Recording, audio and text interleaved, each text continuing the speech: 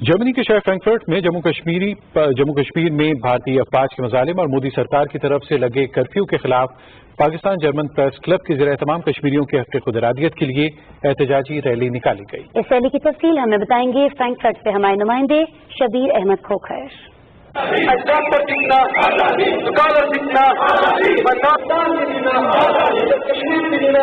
کشمیریوں پر بھارتی مظالم کے خلاف اور کشمیر کی خصوصی حیثیت ختم کرنے کے خلاف فرینکفرٹ میں احتجاجی ریلی نکالی گئی۔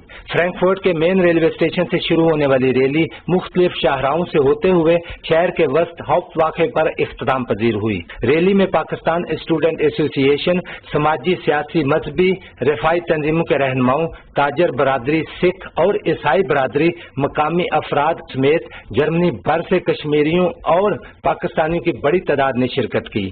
مظاہرین نے پاکستانی اور کشمیری جھنڈے، پلے کارڈز اور بینرز اٹھا رکھے تھے جن پر کشمیر کیا چاہتے آزادی، بھارتی مظالم بند کرو جیسے نعرے درج تھے۔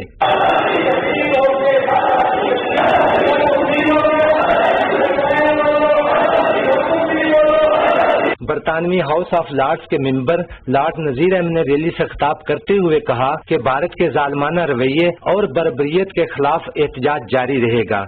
پرائم منسٹر عمران خان صاحب نے کہا کہ وہ ایک ایمبیسڈر بن کے، سفیر بن کے دنیا میں جا کے ان کا کیس لڑیں گے، وہ وعدہ انہوں نے پورا کیا۔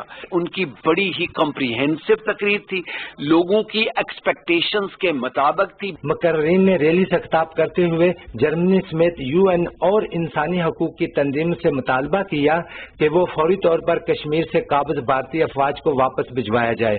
شبیر احمد کھوکھر، پاکستان ٹیلی ویژن نیوز، فرینکفرٹ، جرمنی۔ اور اب رخ کریں گے